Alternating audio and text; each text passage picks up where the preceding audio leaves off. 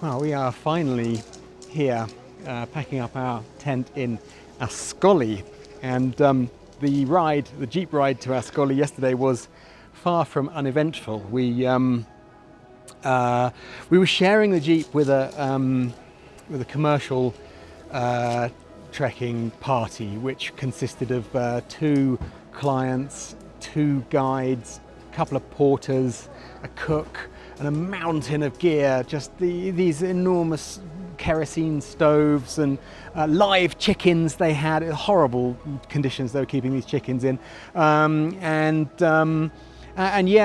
we got to within about 20 k's of Askole, and the road just kind of ended in a big landslide. So we had to unpack the entire jeep. The extra porters were shuffled in to carry all this gear over the mountain and to where the road resumed, and into a new jeep. And this happened twice, so it took about an hour each time to mess around with all this gear. Obviously, me and Siyuan just have our 2 backpacks, so we were a bit miffed by this. And then at the end, they decided we've got 10 k's to go on this second provided jeep, and they decided to tell us that we were going to have to pay an extra $200 for these extra jeeps that have been provided. And of course we were not too happy with this, so we just decided to walk the last 10 k's. So we just started walking, and the jeep behind us we had more negotiations. They took an hour to get their arse in gear and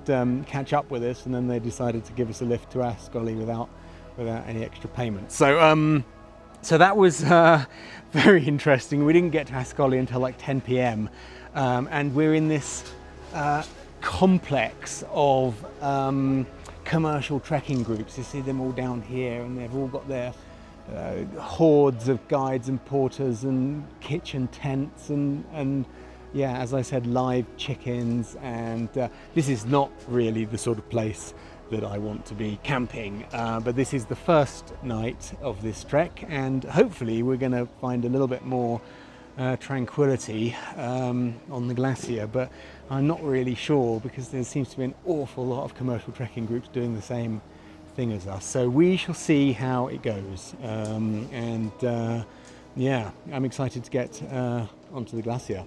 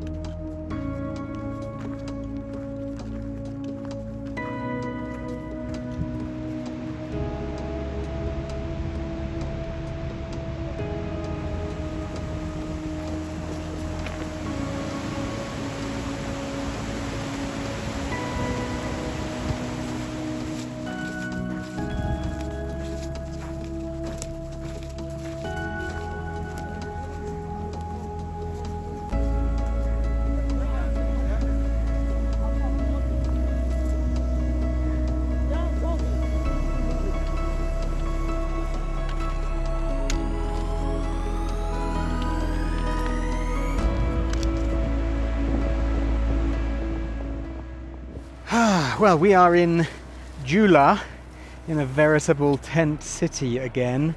We really didn't know how busy this route was going to be, and it is extremely busy. There's about 5 or 6 different commercial groups, all in synchronization with us. I imagine we'll be staying at the same campsites all the way to K2 Basecamp. So that is not ideal. We thought it was going to be relatively easy today. It's a long way. It was 17 k's, but it was a very easy road. It was just a dirt sort of jeep track. It would have been much nicer to take a jeep along it, but apparently the local government has decided that they want to give more work to the porters, so they don't allow anybody to go down the jeep track in a jeep.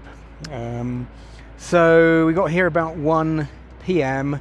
and it was obscenely hot all afternoon, and we were cowering in the tiny little bit of shade beside the kitchen tent that was right next door to our tent. Everybody was very nice. All the staff for the commercial groups were very nice.